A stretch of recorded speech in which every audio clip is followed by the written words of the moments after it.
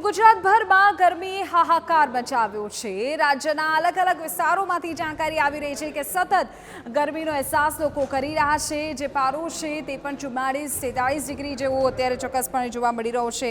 જો કે આગામી 5 દિવસ સુધી ગરમીથી રાહત નહીં મળે।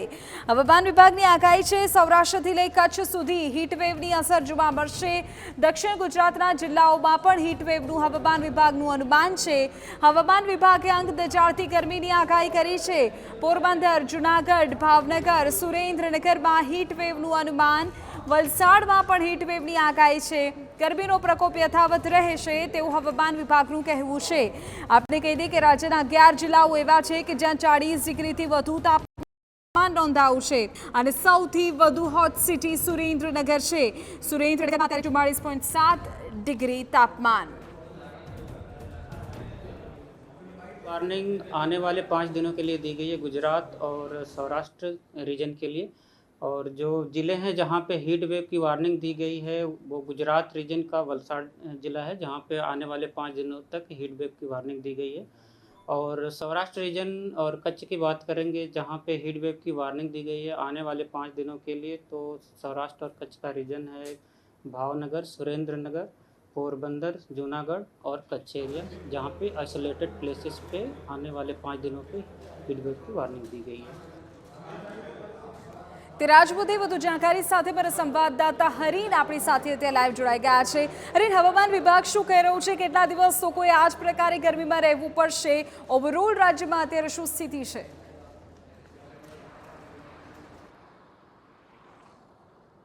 બિલકુલ, અમદાવાદની વાત કરવામાં આવે અને સમગ્ર રાજ્યની વાત કરવામાં આવે તો સતત 7 દિવસ સુધી ગરમીમાં શેકાવવું પડશે। અલગ અલગ જે જિલ્લાઓ છે તેમાં અંગ દજાડતી ગરમી છે તે પડવાની છે તેવું પણ હવામાન વિભાગ દ્વારા શક્યતાઓ છે તે વ્યક્ત કરવામાં આવી છે। ખાસ કરીને અમદાવાદની વાત કરવામાં આવે તો અમદાવાદમાં જે હીટવેવની શક્યતાઓ છે, અમદાવાદમાં આગામી 2 દિવસ છે ઓરેન્જ એલર્ટ આપવામાં આવ્યું છે અને સમગ્ર રાજ્યમાં 7 દિવસ સુધી આ જ પ્રમાણે છે તે ગરમીથી રાહત નહીં મળી શકે। ખાસ કરીને વલસાડ, પોરબંદર, ભાવનગર, સુરેન્દ્રનગર, જૂનાગઢમાં હીટવેવની આગાહી છે। સૌરાષ્ટ્રમાં એટલે કે હીટવેવની આગાહી આપવામાં આવી છે અને સમગ્ર રાજ્યની વાત કરીએ તો 5 દિવસ આ જ પ્રમાણેની હીટવેવની આગાહી છે। અત્યારે હું અમદાવાદની વાત કરું ને મારા મોબાઈલમાં આપણે તાપમાન ચેક કરીએ તો 43 ડિગ્રી છે અત્યારનું અમદાવાદનું તાપમાન છે।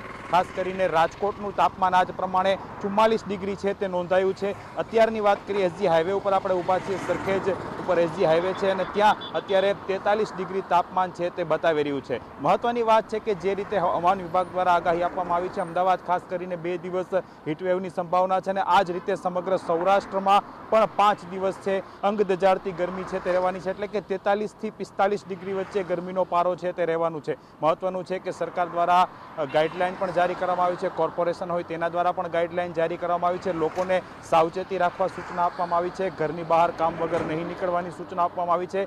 સુતરાઉ કપડાં અને સાથે જે પાણી છે તે ખૂબ પીવું જોઈએ, બાળકોનું ખાસ ધ્યાન રાખવું જોઈએ। આ તમામ ગાઈડલાઈન છે એએમસીએ પણ જાહેર કરેલી છે। આ ઉપરાંત વાત કરવામાં આવે તો જે અન્ય જે જિલ્લાઓ છે કે જ્યાં ખાસ કરીને આગામી 5 દિવસ આ જ પ્રમાણે હીટવેવ રહેવાનું છે અને અમદાવાદ, ગાંધીનગરમાં સૌથી વધુ ગરમી છે તે પડવાની શક્યતા હવામાન વિભાગે વ્યક્ત કરી છે। જી બિલકુલ હરીન, ખૂબ મહત્વપૂર્ણ જાણકારી આપી રહ્યા છો કે અમદાવાદ, ગાંધીનગર આ તમામ વિસ્તારો માટે ચોક્કસપણે આગાહી કરવામાં આવી છે અને રાજ્યના દરેક વિસ્તારોમાં અત્યારે આ જ ગરમીમાં લોકો શેકાઈ રહ્યા છે।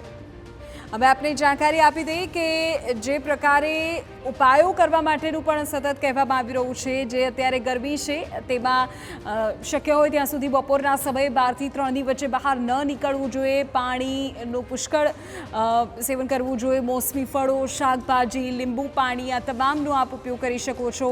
વધુ પાણી ધરાવતા ફળ છે જેવા કે તરબૂચ, ટેટી આ તમામનો પણ ઉપયોગ કરો કે જેથી ગરમીમાં આપ બચી શકો, આપનું સ્વાસ્થ્ય બરાબર રહે।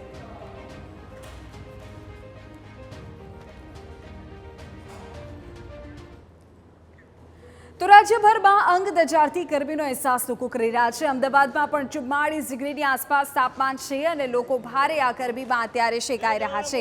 આપણે જાણકારી આપી દઈએ કે રાજ્યભરમાં જે પ્રકારે ગરમીનો અહેસાસ લોકો કરી રહ્યા છે એવામાં અમદાવાદમાં પણ ગરમીથી બચવા માટે છાશ લઈ લો કે પછી લીંબુ પાણીના વિક્રેતાઓને ત્યાં, શેરડીના રસને વિક્રેતાઓને ત્યાં લોકોની ભારે ભીડ લાગી છે. ORSની વ્યવસ્થાઓ પણ અલગ અલગ જગ્યાઓ પર છે. ક્યાંક અન્ય સેવાભાવી સંસ્થાઓ પણ આગળ આવી છે કે જે લોકોને ક્યાંક પાણી પીવડાવીને, ક્યાંક છાશ પીવડાવીને લોકોની મદદરૂપ થઈ રહી છે. કાળઝાળ ગરમીમાં વધુમાં વધુ પ્રવાહીનું સેવન કરવાની સલાહ તબીબો આપી રહ્યા છે.